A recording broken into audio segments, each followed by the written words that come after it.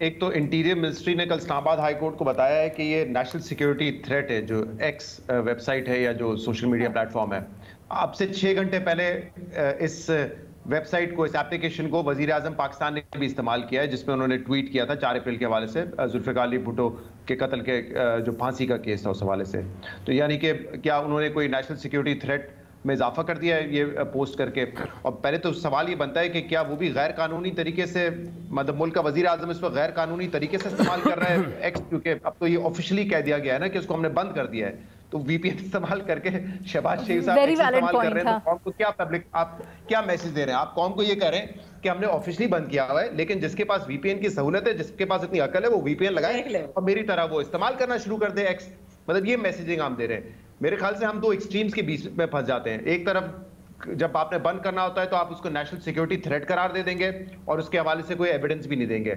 अगर आपने किसी को रोकना होता है तो आप सहाफी के ऊपर एफआईए का पर्चा कर देंगे, आप उसको उठा लेंगे, इल्जाम साबित होने से पहले गिरफ्तार कर लेंगे। आप उस एक्सट्रीम पे चले जाते हैं या फिर आप टीका जैसे कानून बनाने लगते हैं। और एक तरफ जो दूसरा एक्सट्रीम है वो ये कहता है कि हमें खुली आज़ादी होनी चाहिए, चाहे हम फेक न्यूज़ फैलाएं, चाहे हम झूठ बोलें, चाहे हम नफरत अंगेजी फैलाएं, लेकिन आज़ादी इज़हार राय के तहत हमें इस चीज की इजाजत होनी चाहिए। अगर आप हमें पकड़ेंगे तो फिर हम कहेंगे देखिए मीडिया इस मुल्क में आजाद नहीं है। ये दो एक्सट्रीम्स इस वक्त चल रहे हैं और इसको यकीनन रेगुलेट करने की जरूरत है। एक जो मेमन ने बात की, मेरे ख्याल से बिल्कुल मुनासिब बात है।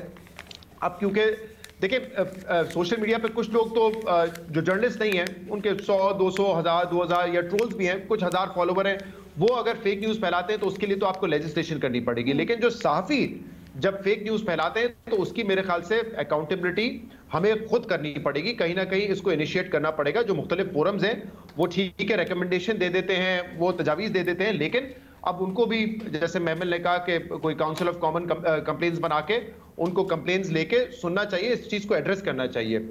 तो ये नहीं हो सकता कि आप उनको खुली आज़ादी दे दें और कोई भी अगर सहाफ़ी गिरफ्तार हो तो ठीक है, आप उसकी गिरफ्तारी के खिलाफ जरूर एहतजाज करें, लेकिन जो उसने गलत किया है उसकी निशानदेही भी होना जरूरी है। तो मेरे ख्याल से एक तरीका ये, दूसरा लेजिस्लेशन भी बिल्कुल बन सकती है, लेकिन हमारे यहाँ फिर वही मसला होता है कि आप क्रिमिनल लेजिस्लेशन की तरफ जाते हैं कि इसको पकड़ लो, 6 महीने अंदर कर दो, 2 साल अंदर कर दो।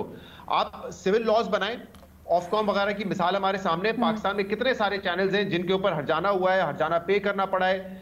ऐसे यूट्यूब चैनल्स हैं जो हमारे यहाँ शायद ऑपरेट कर रहे थे, जो आपको पता है कुछ एंटी जो पाक फौज यूट्यूब चैनल इस वक्त चल रहे हैं, यहाँ पे होते तो क्या होता कि उनको उठा लिया जाता, गायब कर दिया जाता, नॉर्दर्न एरियाज लेके चले जाते। लेकिन बरतानिया में बैठ के क्योंकि वो ऑपरेट कर रहे हैं तो क्या किया, उसका जो यूट्यूब चैनल है वो कानूनी तौर पे बंद किया गया, क्योंकि ये साबित किया उन्होंने कि यार ये जो है नफरत अंगेजी फैला रहे हैं। तो मेरे ख्याल से जो सिविल लॉज है उनकी बड़ी ताकत होती है, उसको आप इस्तेमाल करें। करना चाहिए, अच्छा, उनको बनाना इंडिया चाहिए। ने ये किया हुआ है, लेकिन इंडिया ने बड़ी जोर जबरदस्ती की बुनियाद पे किया हुआ है। वहां पे भी ये मसला है कि मोदी के खिलाफ कोई बात करता है तो वो फौरन कंप्लेन करते हैं ट्विटर को, उसका अकाउंट ब्लॉक करो। लेकिन ये तरीका तो नहीं हम ऑब्वियसली अप्रिशिएट करेंगे, लेकिन जहां पे आपको लग रहा है कि जेन्युइनली कोई हेट स्पीच हो रही है तो आप इसका फोरम ट्विटर को कंप्लेन करके इसको बंद करवा सकते हैं। ठीक है।